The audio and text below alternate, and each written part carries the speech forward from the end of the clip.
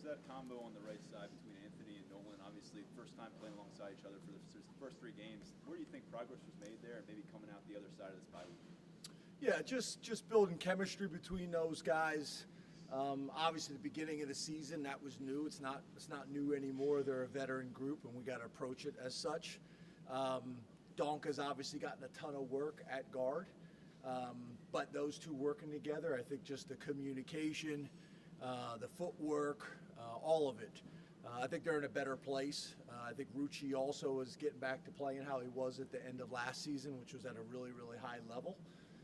So I think we're in a much better place.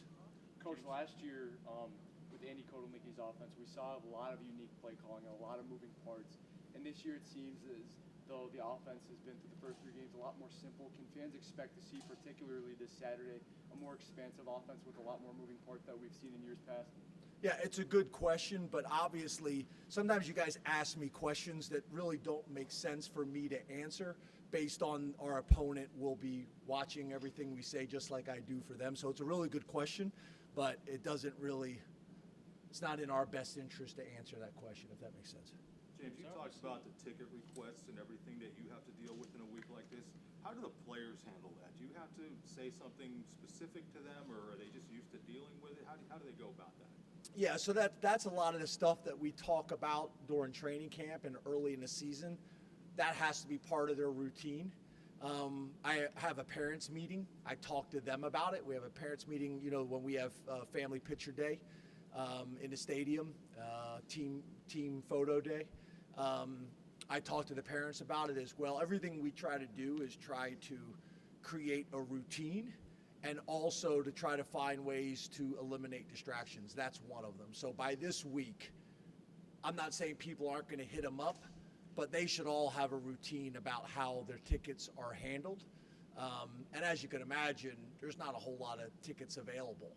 Who's been getting their tickets the first 3 or 4 games is getting their tickets in this game. So for me to say it's not a problem, there's probably a few guys that it is a problem for, but this is something we've talked about a great deal about terms of your process and eliminating distractions. That's one of them.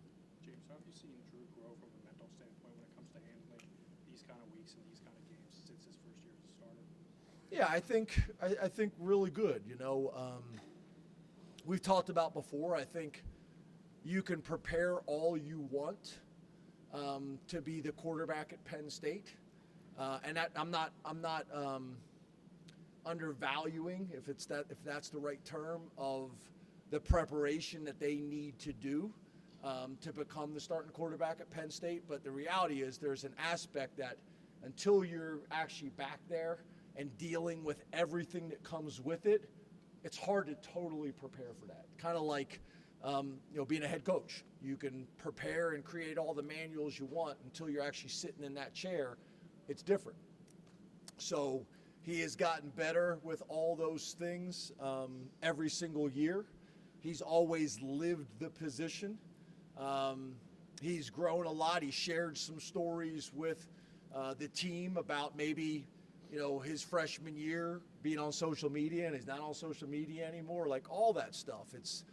It's a distraction, and it's not needed. So, they understand the opportunity that we have this week. We've had, 3 of these now, and this is 4th, and obviously it's a little bit different based on how everybody talks about this game and all the people that will be in town and all the attention that this game is getting nationally. But I think our guys, for the most part, they recognize what this is, but it's been business as usual.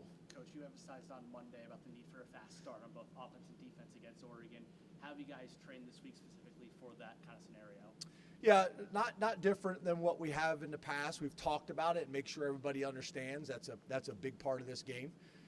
And then we always start practice. I think you guys know, we'll always start practice with some type of individual competition, whether it's one-on-one routes, whether it's one-on-one pass rush, whether it's angle tackle drill.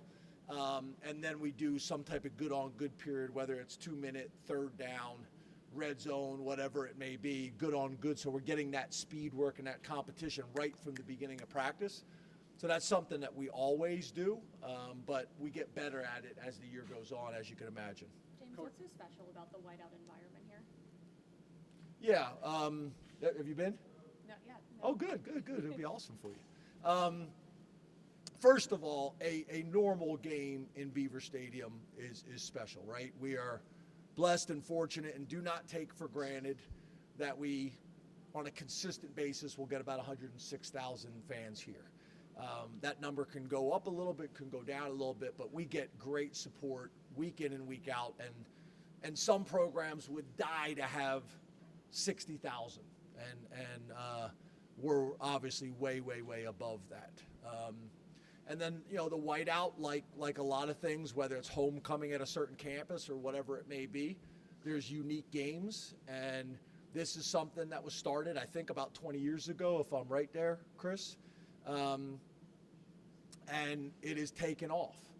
And obviously there's a lot of factors that go into it. I know Fox tried to argue that a 12 o'clock whiteout was the same as a 7 o'clock whiteout. I think people would disagree with that. So there's been factors that have impacted it a little bit. But when you're able to get a night game against an opponent like we do with the sky, the black sky and the white uniforms and the white crowd and the contrast of the dark uniforms, and just the anticipation and the build up, the students sleeping outside the stadium all week. It's just turned into a special event, and not just in football, really in sports. If you're a sports fan, this is like a bucket list thing that you need to attend. And obviously it has a huge impact on all the restaurants and hotels and bars and community. It's a pretty hot ticket.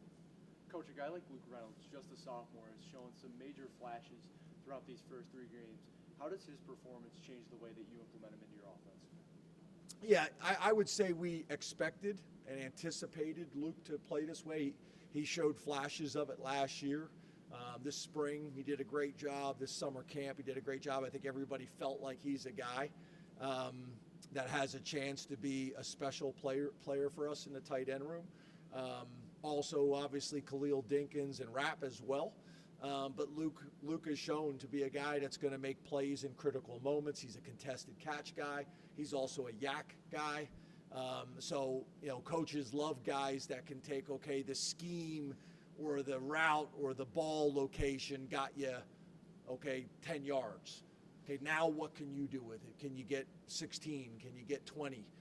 Can you break tackles? Can you make people miss? Those types of things. So he's one of those type of guys, and obviously he's put himself in a position that he not only does he get attention from the teams we play, but he gets attention from the coaching staff in terms of how we build the game plans. James, you've talked about these top 10 matchups in the past and them coming down to 1 or 2 plays.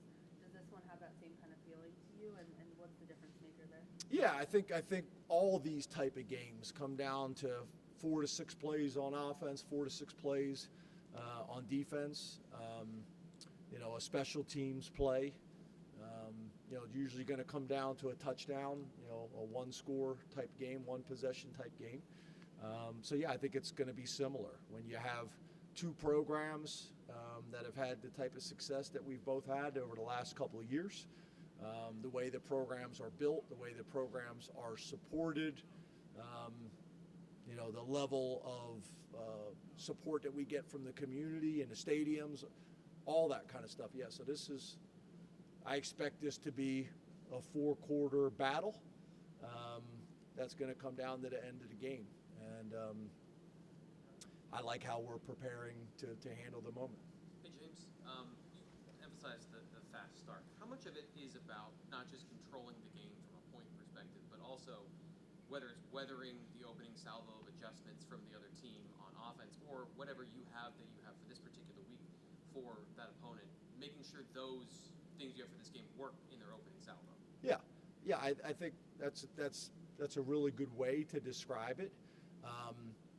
It's also typically your best stuff, right? Like, you come up with your game plan, and then you've taken your time in preparation to say, okay, what are our 12 best plays, or what are our best play by down and distance situation or field zone, and that's what you're calling. There's also an aspect where people will take the philosophy they're going to try to get into all their formations, so that we can see, are they defending the formations the way we expected them to defend them, and they're doing the same on the other side of the ball. So it's a kind of a fine line and a balance between attacking with all your best stuff that you've had a week to get ready for, and it's also, are they playing how we expected them to play? And sometimes they're gonna throw things out there as tendency breakers to make you second guess, but then usually most people, after they do that, they go right back to what they do best, right? So there's that little bit of a feeling out period to start the game, but I think everybody's at their best when you're in attack mode. Thanks, Coach. For us, or Kincaid wants me to shut up. For us, I think for both sides of the ball, third down is going to play a big part of that, right? If our defense can get off the field on third down, it impacts the rhythm that their offense can get into. And the same thing for us. When you talk about being creative, you may have a bunch of cool plays, but if you don't stay on the field, every time you get a first down, that's 3 more plays, obviously. But it's also a possibility for 3 more touches for your playmakers. So after the game, when you guys are saying, well, how come this guy didn't touch the ball or not? Or how come this guy did touch the ball, or whatever it is, that's part of it as well. Getting in a rhythm so you can call all your cool stuff, but also just more opportunities by creating first downs. Thanks, Coach. Thanks, guys. Thank you. Appreciate you.